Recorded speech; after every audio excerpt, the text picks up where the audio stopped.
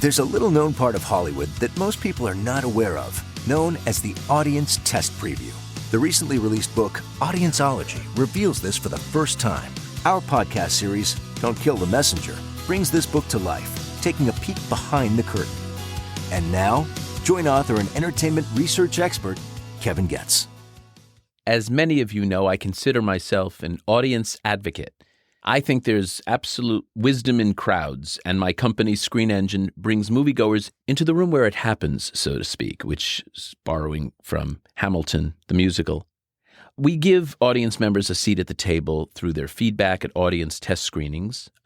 The majority of studios and filmmakers actually make a lot of changes to their films based on the feedback they get, so their movie's playability can be the very best it can be. My guest today, David Madden, is a veteran producer and industry executive who was hired last year by a really interesting entertainment company, which is also giving audiences a seat at the table. In a different way, though, but nonetheless, they're opening the door and welcoming in both fans and creators. Wattpad WEBTOON Studios' vision is to transform entertainment by listening to fans through honest data and real-time insights and helping to make the big dreams of comic creators and web novelists come true by bringing their work to new audiences. David is head of global entertainment for this fan-driven company. Thank you so much for joining me today.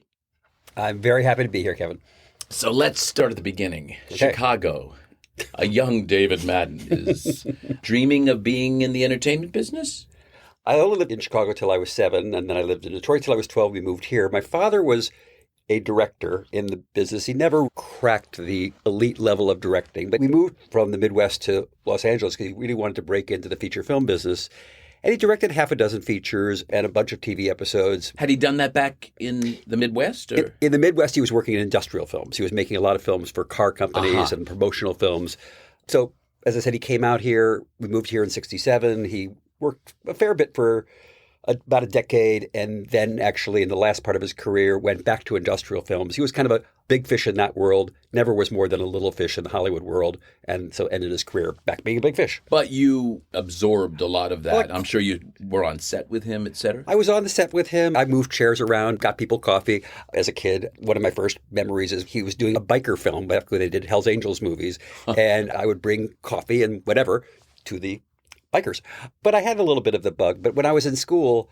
Harvard undergrad, UCLA grad school. I dropped out one course short of my master's. I never got it. Why would you drop out after a month before, or a course before? What is that about? Because I originally thought I was going to be the great American novelist. I wrote a novel. Fine, but get the degree. You put all that time into. But I had a moment where I was sitting in a room with a bunch of other grad students, and a ferocious argument broke out about the meaning of flower imagery in the novels of Henry James. And one was saying, oh, but the rose means such and such in this. No, the chrysanthemum means such and such in that. And I had an out-of-body moment that says, I can't do this. I cannot have a life where this is So it was more of a declaration that I'm not going to go into this field. I'm not going to be an academic. That is interesting. And I just had to get out. And I went and saw the registrar at UCLA, who was very nice, and she said just what you said. It was one of those moments I knew I had to get out. Wow. And I was not going to spend another 3 months in that world. I dropped out. And because I was living in LA, started to write scripts, and I was trying to do that, and sold a couple things to teeny tiny companies that don't exist anymore, but wasn't really making much of a headway. And that was my next phase. And what was your first job? So I read an article in the LA Times that said that studios had people called readers, which I was very excited about because I knew how to read. Been doing that for years, and ran around back then in the old-fashioned way. There was obviously no internet then, so I would just go door to door and hand people resumes and would watch assistants crumple my resume and throw it in the trash in front of me. So I did that for 6 months. And then there was a woman named Lucy Fisher, who you may remember. Doug Wick and Lucy Fisher. Yes, and Lucy hired me as a script reader for 2 weeks because somebody was filling in. And then she liked me, and she hired me as a permanent reader at Fox. She's mentored a lot of people, by the way. She was very gracious to me. I like Lucy and Doug quite a bit. She's kind and smart, and so she hired me at Fox as a script reader, and this was when Laddie was still there. So I was doing that for him, and there was an interim person named Sandy Lieberson, who you may or may not remember, and then Sherry Lansing became head of Fox. And so I was a script reader for a year and a half. I got paid overtime. I got paid weekend, like it was a union job. It was a real job. And I was making money. But my whole thing was I was doing that by day, but writing at night because I still thought of myself as a writer, and I was writing my scripts. And I did that for a year and a half. And then Sherry Lansing became head of Fox, and she liked my coverage. And after a couple of months, she offered me a junior executive job. This is 1980. Back then, there were not a lot of junior executive jobs because every studio maybe had one. But being a 60s kid, my first instinct was, no, I'm not a suit. I'm not an executive. I want to write. I want to be an artist. And thought about it really hard. And as a writer, I was okay. And I read a lot of scripts that I thought, oh, those are terrible. But I read too many scripts that were better than what I was writing.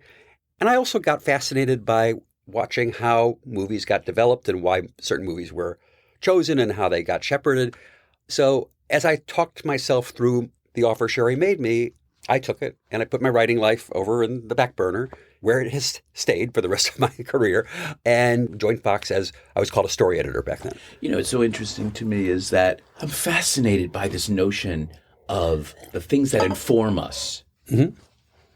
Later in life, I often refer to finding your AND, A-N-D, right? That's good.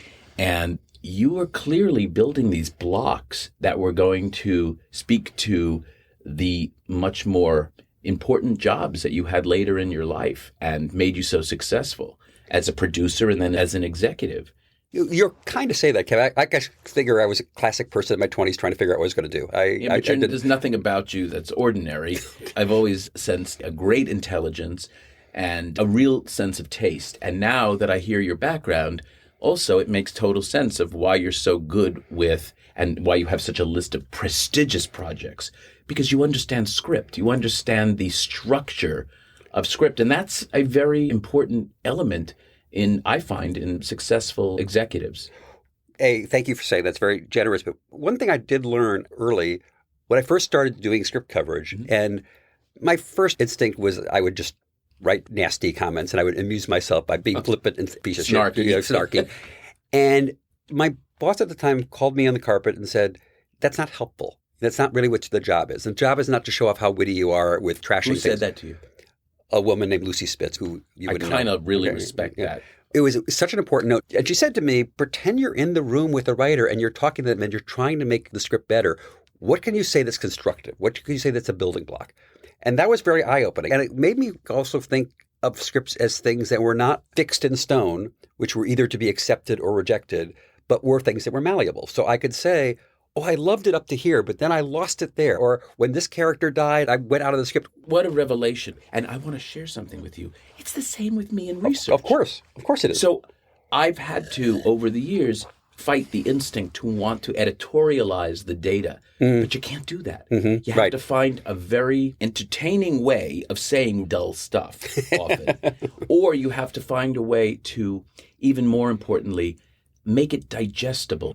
Give the ability to have it heard. Because if you don't do that, people will reject right up front. When we do focus groups, for example, we always start with the positives. Yes. I will absolutely say, what are your favorite scenes and parts to start? I don't say, so what did you bump up against? Or why didn't you rate this movie excellent? Why did you give it a very good or a good but not an excellent? I start with the positive, and it allows the filmmakers and the creators and the studio executives, who are as if they are the creators because they're so invested in, to hear the rest of the notes. Because, wow, they really like this stuff. It's very similar. And I've been in many screenings with you in the past, and it is that same process of looking at something as like, it's not finished. It can be changed. It can be moved. It can be malleable. What would make it better?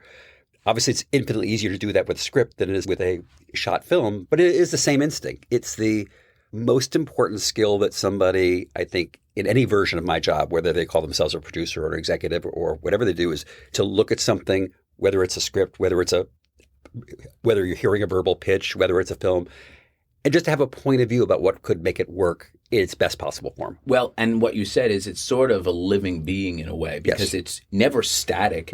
There's evolution that happens in an artistic piece, in whether it's a movie, a television project, a novel, whatever it may be.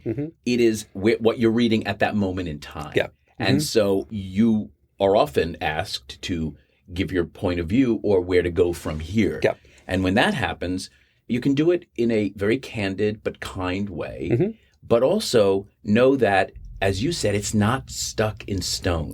And I always try to be encouraging, even if it's a challenged movie, to lead people to the place of actionable insights, to improve satisfaction levels, what's landing better, what's less confusing, et cetera. It's such a good analogy. Wow. I'm really blown away by that kind of parallel in both of our fields. For sure. So what happens with your time at Fox as a junior executive? I know you went from there to Paramount as an executive before joining Robert Court in Court Madden. Yes. Now, at Paramount, you were a more senior executive. I was. I worked for two people who are no longer with us, Ned Tannen and Don Steele. This was in the mid-'80s. Sure. And I worked on a bunch of those movies, The Untouchables, Children of Lesser God, Fatal Attraction, The Accused, the first Naked Gun movie.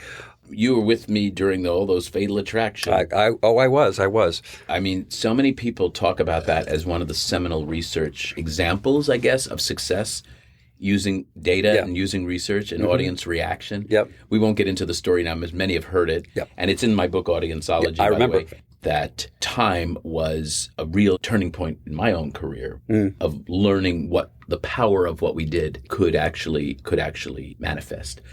You met who we should call out Robert Court, who I consider a mentor and somebody who is, I think, a legend and a giant in our business.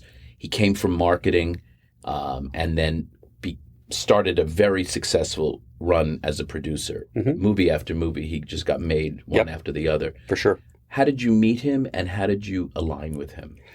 So this was back at Fox when I first became a junior executive, and I found myself, although I was very happy to be promoted, I found myself flailing a little bit because there were certain kinds of movies that I wanted to try to do that weren't really Sherry's taste, and I was very junior, so I had a hard time getting her to buy anything.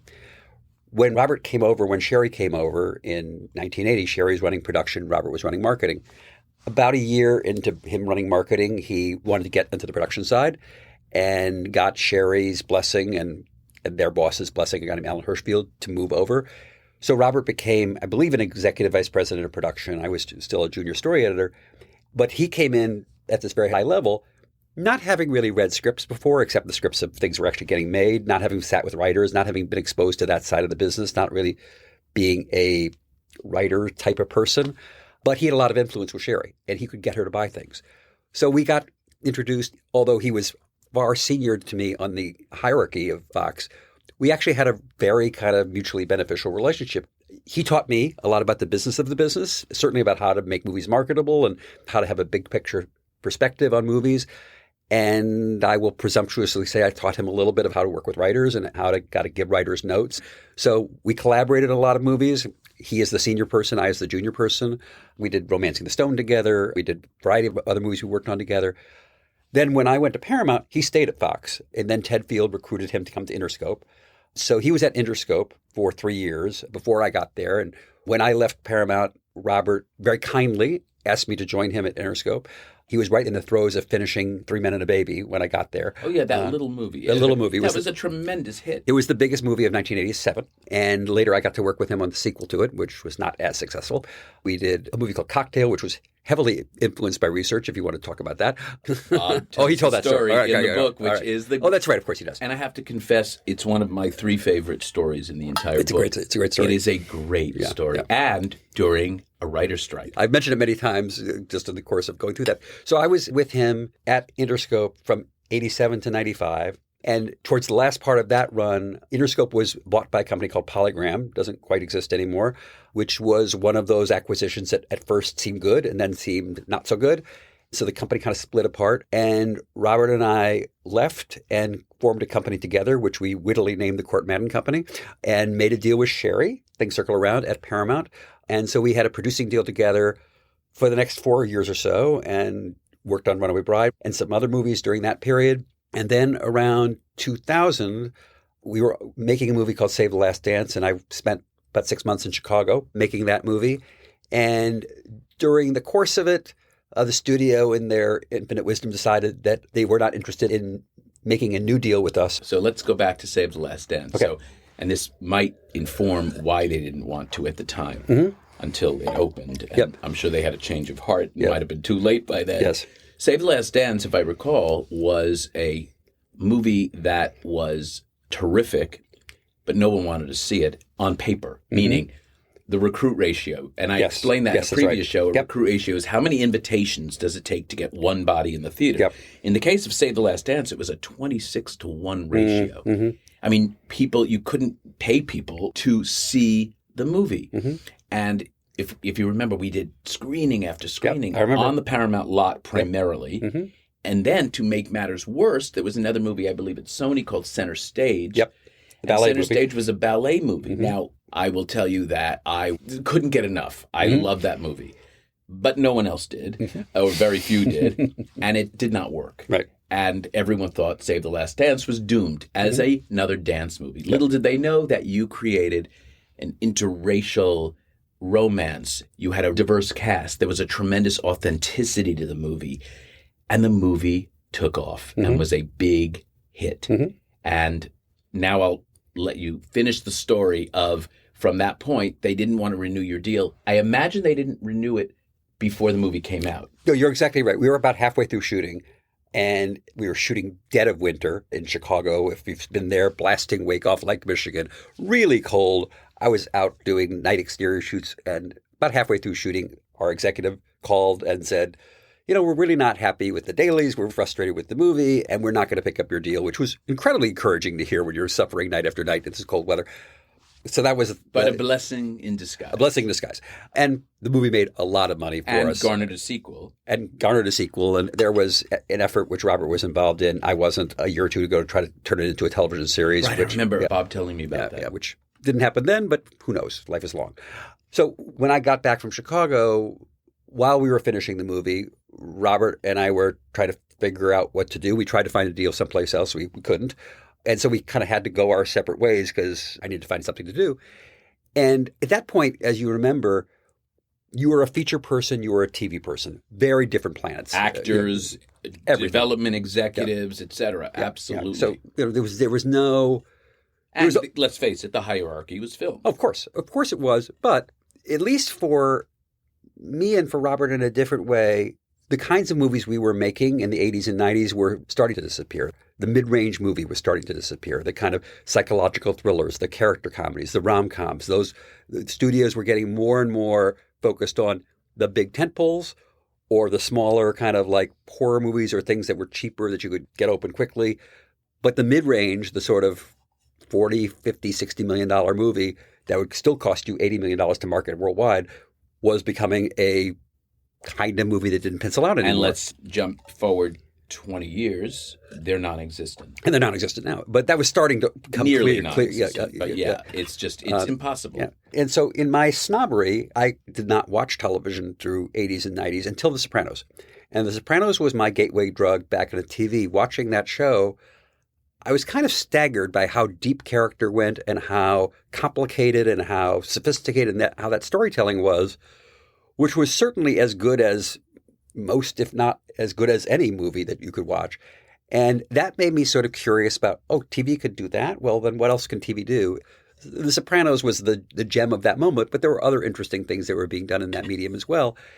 And so as I was trying to figure out what to do, and at first all I was looking at was features, but then I got offered a job at Fox, going back to Fox, through Peter Chernin, who was running Fox then, to run the movie for television business that they were doing for a part of Fox that no longer exists. But back then it was called Fox TV Studios, which was designed to make movies for what were then the three Fox networks, FBC, FX, what was then the Fox Family Channel, which later became ABC Family, which then was now Freeform.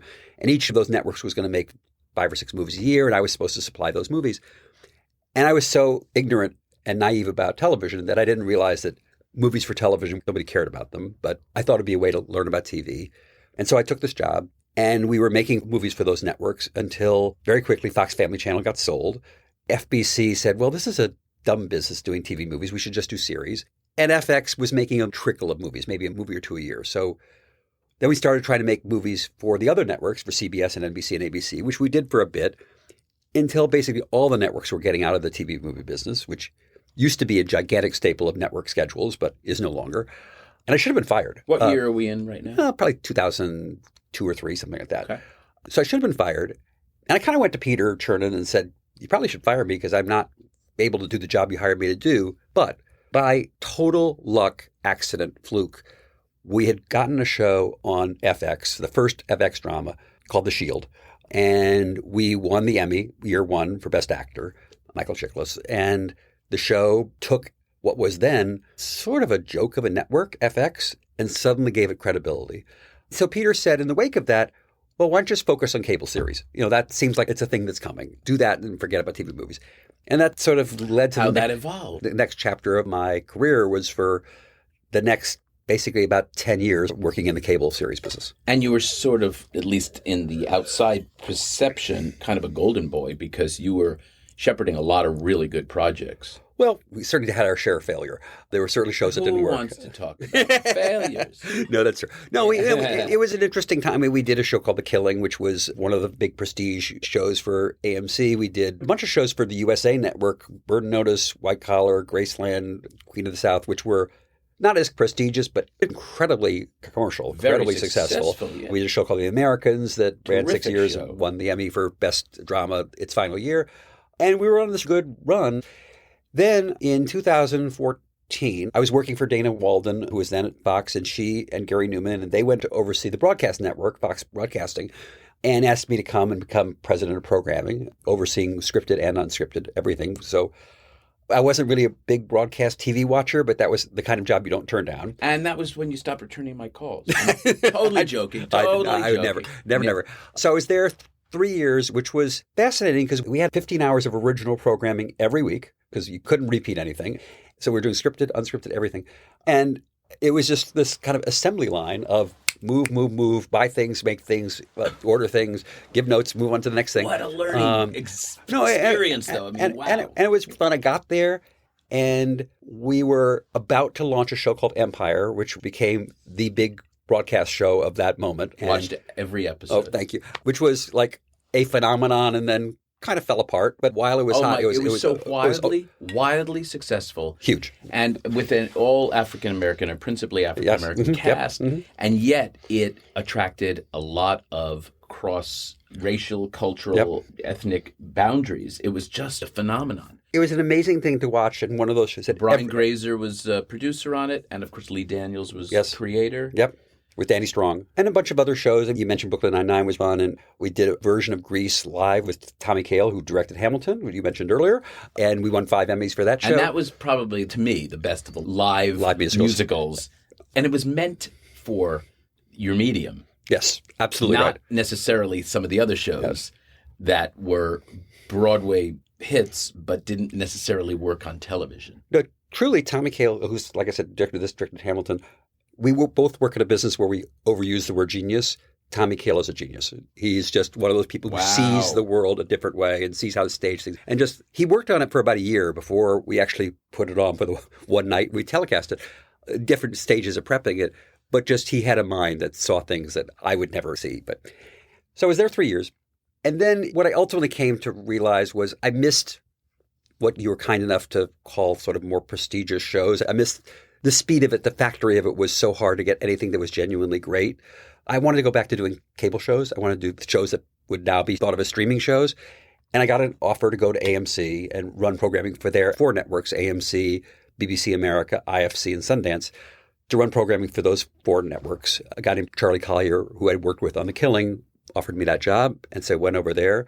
So then I took over the Walking Dead franchise and Fear the Walking Dead and Better Call Saul, and we launched Killing Eve while I was there. So that was fun. And 2 things happened. One, the economic model for basic cable was starting to fall apart. And it was becoming clear that it was not going to work in the long run. I mean, AMC is still around, but they're not clearly where they used to be back in the heyday of Mad Men and Breaking Bad and the early stages of The Walking Dead. And then Charlie, my boss, left and replaced by somebody who, suffice to say, it was time for me to move on. Well, leave it at that. I'll leave it at that. And then I left to go run the television side of Greg Berlanti's company for a while, which was just before COVID hit, actually. And then we will pick this up when we come back after this message. I love saying that. When we come back after these messages. Get a glimpse into a secret part of Hollywood that few are aware of and that filmmakers rarely talk about. in the new book, Audienceology by Kevin Goetz. Each chapter is filled with never-before-revealed inside stories and interviews from famous studio chiefs, directors, producers, and movie stars, bringing the art and science of audienceology into focus. Audienceology, how moviegoers shape the films we love. From Tiller Press at Simon & Schuster, available now. We're back with David Madden. Wow, I'm so struck by the fact that as the industry has evolved, you have evolved with the business. When you mentioned before about the seminal show being The Sopranos for you, my moment of sort of reckoning when I realized that movie theater going was changed forever was something I've talked about in the past, where I was in the Hamptons once, and to get to where we were in Amagansett to East Hampton is quite a schlep to get to the theater. Because of the traffic, I had a couple of scotches. We were in the pool. My husband's like, we got to go to see this movie. And it was an independent movie. And now that summer I had already seen, I think it was Dunkirk and I think Spider-Man or something. It was two very big theatrical worthy pictures, but this one wasn't.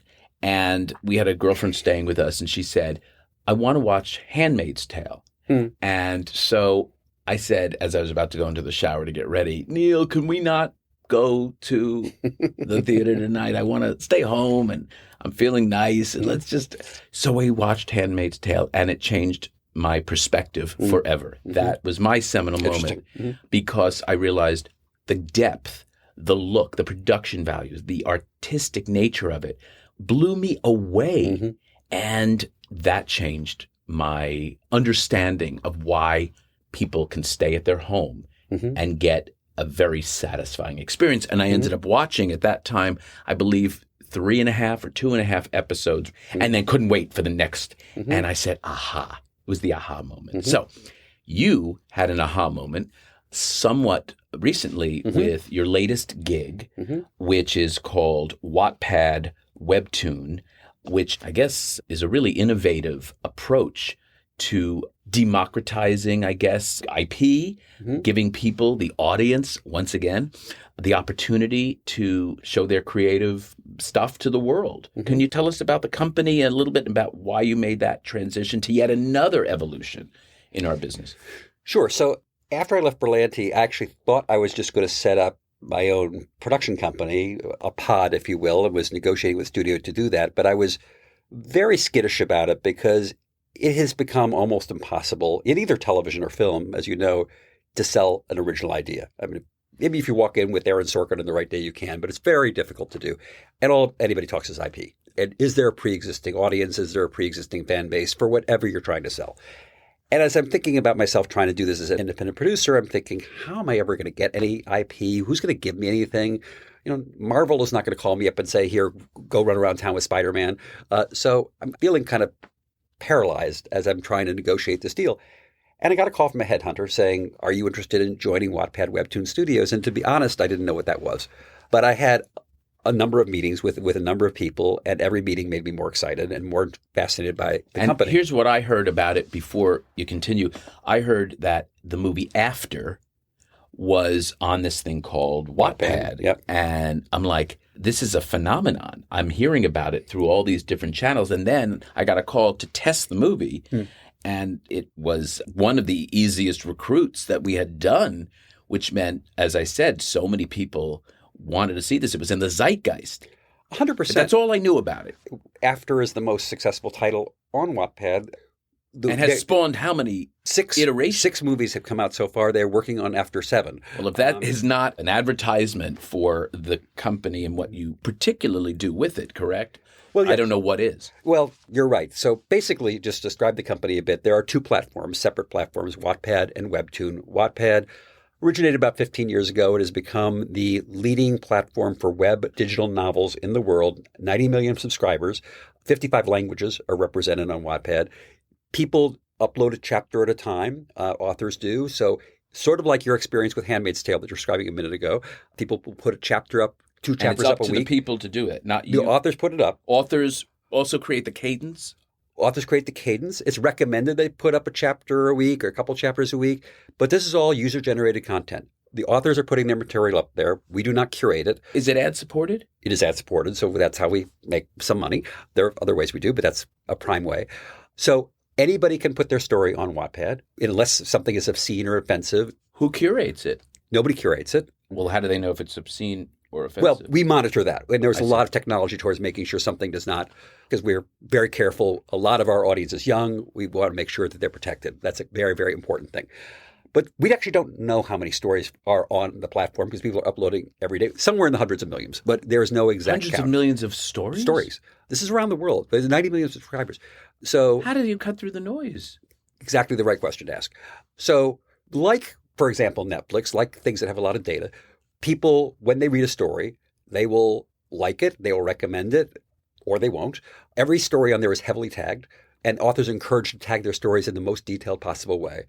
So if you go on the platform tomorrow and you say, oh, I want to read a horror story, I want to read a romance, I want to read an action adventure, I want to read something with pirates, you go on there and type that in, and the platform will say to you, the top 10 things that are about pirates are these 10 things. So the 90 million then gets down to 825,000 people who love those type of similar Yes, the platform guides you towards the things, towards the genres you like. I love that. So it genuinely is a meritocracy where the best story wins.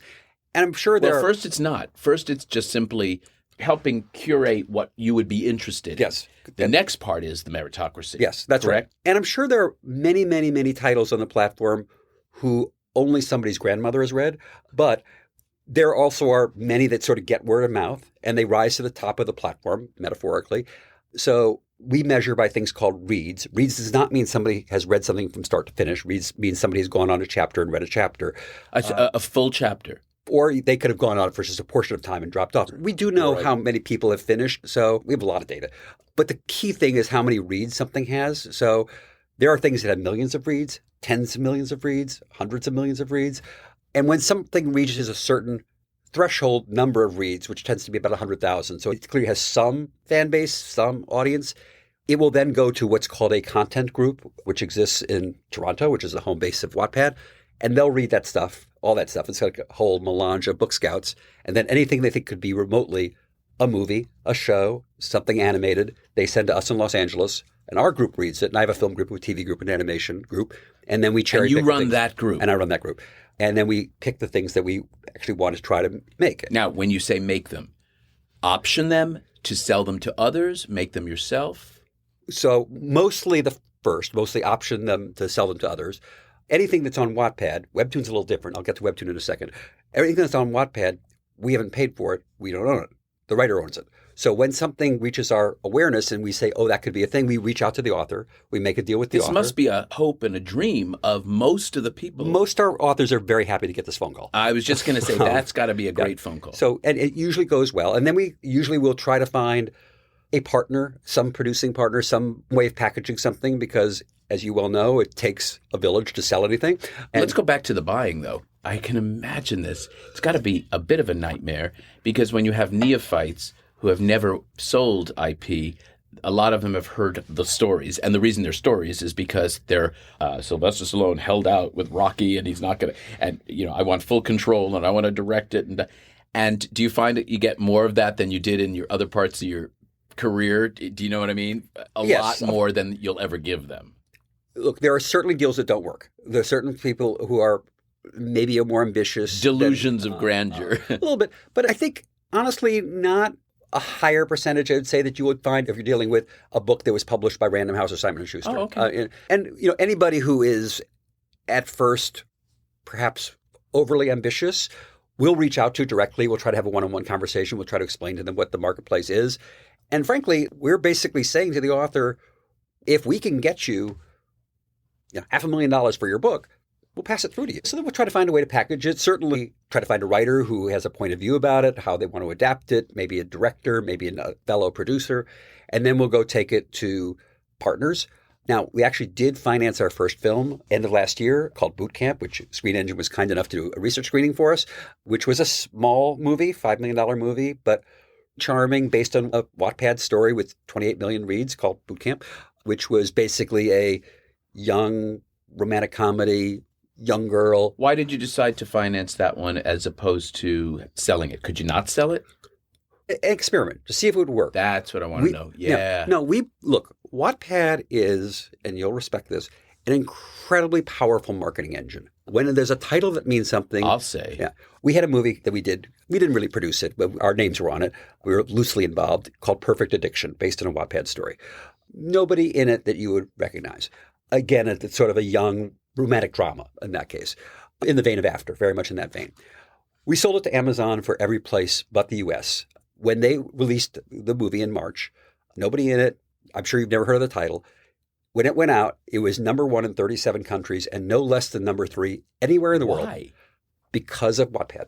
Because we were able to get to our audience and say, if you like the book, if you've heard of the book, this movie's coming for you. And unlike Barnes & Noble, where if you buy a book at Barnes & Noble is not calling you 2 months later and saying, hey, they're making a movie out of that book you bought. But our audience is on our platforms weekly, Do they daily. have to sign an agreement giving you like first right of refusal? No. Why don't you do that? Because the goal is to... Because on what you we're said, not these paying. book agents and so forth are scouring it also. So Well, they could beat you to the punch. They could, but we know our data. Because part of the experience of a Wattpad book, and this I think will interest you, because I don't know if you've noticed this, when you read a Wattpad book, you can read it like a normal book. But you can also go read the book, and anytime something happens that interests you, you can write in the digital margins and say, that was awesome. That was horrible. I loved that. I hated that. The authors can see how people respond. Wow. The readers can say, oh, most people agree with me, or most people totally disagree with me. So it's a combination of traditional reading and social media kind of smushed into one experience. I just think it's the greatest IP engine. I want to also make sure I'm covering WEBTOON as well. So the other half of our company, WEBTOON, started in Korea, Seoul. WEBTOON is a subset actually of a much larger company called Naver, Naver, which is the kind of Amazon/Google of Korea. Also started 15 years ago. It's become the world's largest portal for digital graphic novels and comics in the world. 85 million subscribers to that platform. So between the two, about 180 million people that we're reaching on a regular basis. Almost everything in English, a little bit in Korean, but almost everything in English.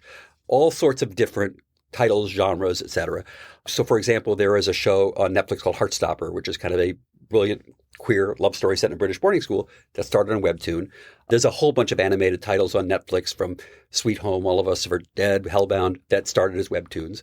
Parenthetically, Netflix had made a movie called The Kissing Booth, which spawned 2 sequels, which was also based on a Wattpad story. So both companies, Wattpad and WEBTOON, had seen people come, whether it was after, Heartstopper, et cetera, take titles off the platform and get them made. They decided when the two companies merged, which was about 2 years ago, WEBTOON has deeper pockets, so essentially they acquired Wattpad. Why don't we hire people and actually try to make things ourselves and become more of an entrepreneurial engine? So they started hiring people. I started last July. So we now have a film group, a TV group, an animation group, as I said. We're making, as we speak, shows in Indonesia, Thailand, Malaysia, Philippines. I think about 10 shows across those 4 countries. Who's paying for those shows? We sell them to partners. They're local None of the producers. others are like The First Experiment. No, Those are all... Those, and in television, we're not going to finance television. That's a whole, no television platform wants your money, needs your money. So that's a very different game than the feature film game. We made a movie in Spain last year called A Través de la Ventana, Through My Window, for Netflix. When it came out for Netflix, it was their number 4 non-English language movie of all time.